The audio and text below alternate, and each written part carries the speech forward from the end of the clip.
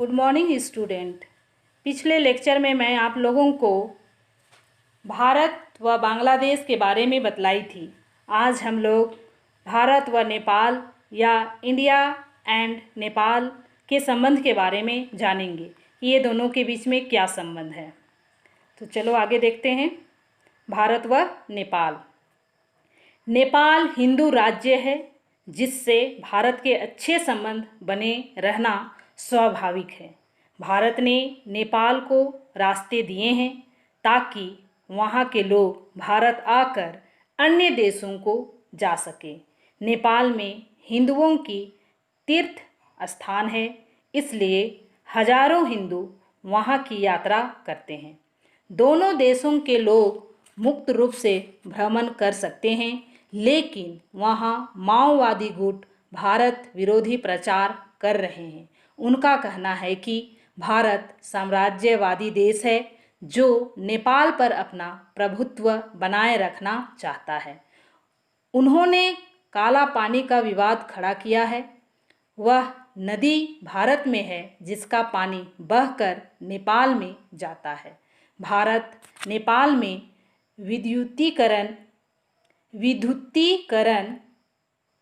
का काम कर रहा है, लेकिन माओवादी इसे भी भारत के प्रभुत्व का फैलाव कहकर निंदित कर रहे हैं। भारत नेपाल के घरेलू मामलों में हस्तक्षेप करना नहीं चाहता, लेकिन वह यह अवश्य चाहता है कि नेपाल की सरकार चीन से गुप्त सहायता पाकर विद्रोह करने वाले माओवादियों का दमन करे।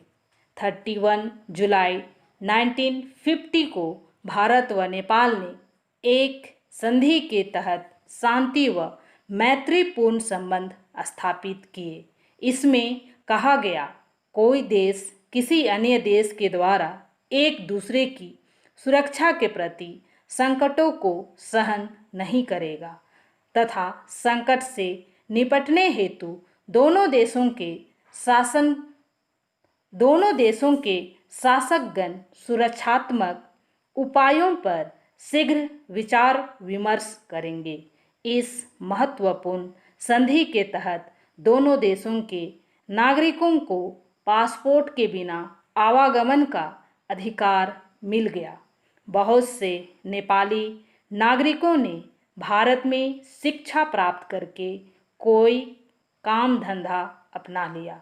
भारत के उद्योगपतियों ने नेपाल की अर्थव्यवस्था सुधारने में सकारात्मक भूमिका निभाई।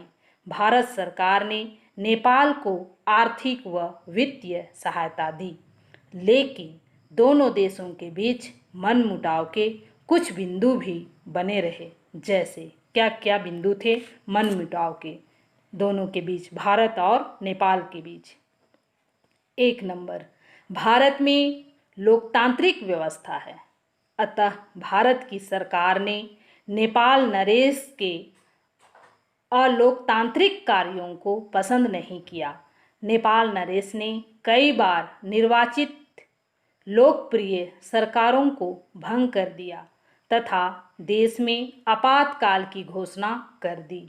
जब भारत के नेताओं ने ऐसे कृत्यों की आलोचना की तो नेपाल शासन ने उसे अपने घरेलू मामलों में हस्तक्षेप कहा। अब वहाँ गणतंत्रात्मक व्यवस्था स्थापित हुई है जिसे भारत ने सराहा है। दूसरा नंबर, परिस्थितिवश नेपाल की सरकार ने चीन से निकट संबंध स्थापित किए जो भारत को अप्रिय लगा, क्योंकि इससे वहाँ चीन समर्थक तत्वों को बढ़ावा मिला। तीसरा नंबर, नेपाल में माओवादियों की गतिविधियाँ भारत की सुरक्षा को संकट पैदा कर रही है। तो ये था मनमुटाव के बिंदु। आगे देखते हैं। नेपाल हिंदू बहुसंख्यक का राज्य था, भूमिबंध देश है। भारत उसे रास्ता देता है ताकि वहाँ के लोग बाहर जा सके। भारत हर प्रकार से नेपाल का विकास चाहता है। इसलिए 1996 में विदेश मंत्री गुजराल के समय में भारत व नेपाल दोनों को बांग्लादेश की सरकार ने अपना चटगांव का बंदरगाह खोल दिया। मधुबनी व रक्सौल के रास्ते खुले हैं, जिनसे दोनों देशों के बीच आवागमन हो रहा है। किसी पासपोर्ट या अनुमति पत्र की ज़रूरत नहीं है। साथ ही भारत यह भी चाहता है कि नेपाल में लोकतांत्रिक व्यवस्था का विकास हो। भारत विरोधी तत्वों का यह आरोप बिल्कुल निराधार है कि भारत नेपाल के घरेलू मामलों में हस्तक्षेप करता है। मोदी सरकार ने नेपाल व अन्य सार्क देशों के साथ रिश्ते मजबूत करने के कई महत्वपूर्ण प्रयास किए हैं। अगस्त 2014 में प्रधानमंत्री मोदी 2 बार नेपाल गए। अप्रैल 2015 में नेपाल में भयंकर भूकंप आने पर भारत पहला देश था जिसने सहायता सामग्री व सैनिक नेपाल भेजे। किंतु भारत के इस सहयोगात्मक व्यवहार को ओली सरकार ने संदेह से देखा तथा भारतीय मीडिया की उपस्थिति पर सवाल उठाए। साथ ही नेपाल ने चीन के साथ संबंध मजबूत करने पर ध्यान दिया।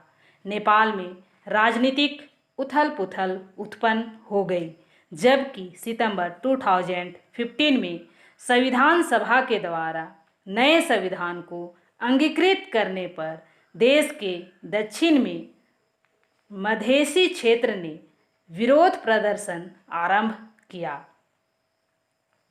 मधेसियों ने अनुभव किया कि उनके हित उपेक्षित थे। मधेसी प्रदर्शनकारियों ने वस्तुओं के आयात को रोकने के लिए भारत व नेपाल के मध्य आवागमन के मार्ग को अवरुद्ध कर दिया। यह अफवाह फैल गई कि भारत इन मधेसियों को सहायता दे रहा है, किंतु भारत ने सभी आरोपों का खंडन किया। अंततः संविधान की 3 अनुच्छेद 42, 84 व 286 में संशोधन किया गया। परिणाम स्वरूप आवागमन के रास्ते खोल दिए गए। नेपाली प्रधानमंत्री ओली गलतफहमी दूर करने भारत आए। इस दौरान 7 समझौतों पर हस्ताक्षर किए गए। इसी दौरान नेपाल में ओली सरकार अल्पमत में आ गई। यह भारत के लिए एक सुखद समाचार था। नेपाल के नए प्रधानमंत्री पुष्प कमल